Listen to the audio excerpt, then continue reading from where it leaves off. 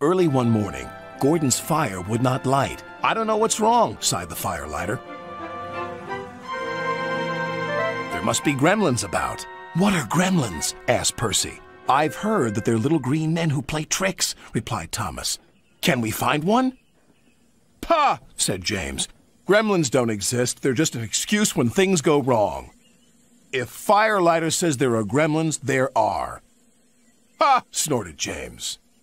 Sir Topham Hatt had heard everything. "Silence!" he said. "I am expecting a VIP, a very important person today. She has heard that all my engines are really useful. Please prove it." "Yes, sir," they all said. "As long as the gremlins let us." "What gremlins?" "The ones in Gordon's fire, sir. That's why he's not ready yet." "I'll see about that," thundered Sir Topham Hatt. And he did. "Gordon, I expect you to be on your best behavior today. You are to pull the special coach for my special visitor. But no high speeds, please. She won't like that." Gordon was proud and pleased. He was waiting for his special coach when Percy puffed in with some freight cars. "What's the matter, Gordon? You're late." "Driver says there's gremlins in the turntable," replied Gordon. "They must be everywhere," squeaked Percy. At last the turntable was mended, and Gordon puffed away with the special coach.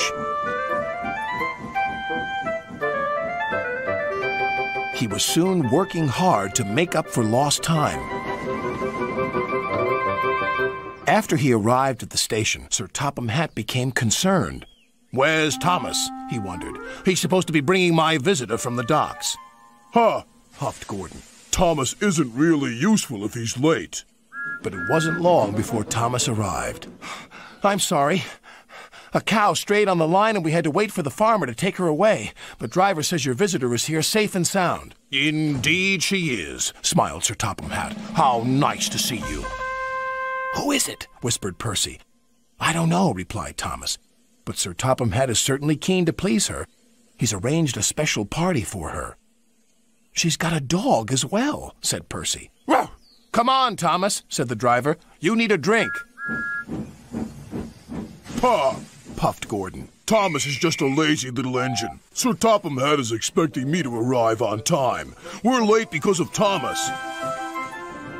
Gordon's driver had decided to make up for lost time. Then there was trouble. "I think we better slow down. This is an old line and could make things uncomfortable for the VIP." And it did. She was taking a bath and the water was slopping all over the place. "Oh!" she cried.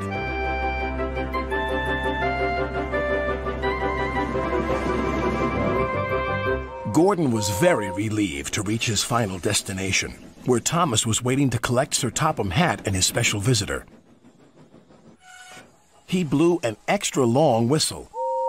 This frightened the visitor's dog so much that he fled from the station and ran into a field where a bull was grazing. The bull frightened the little dog even more. He ran back again, onto the platform and over the bridge. "Row! Row! Row!"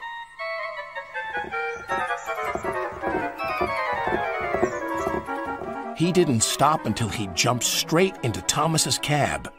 "Row!"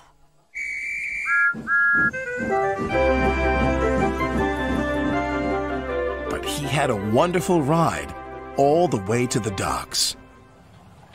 "What's the dog's name?" asked the fireman. "Well, after today's events, I think I'll rename him Gremlin," Sir Topham Hatt chuckled. "In that case, I've met one at last. Ha ha!" "Excuse me, sir, but who is your very important visitor?" "Why, didn't I tell you? This lady is my mother, and she agrees with me. You are indeed really useful engines, and my mother, of course, is always right." Ha ha ha ha!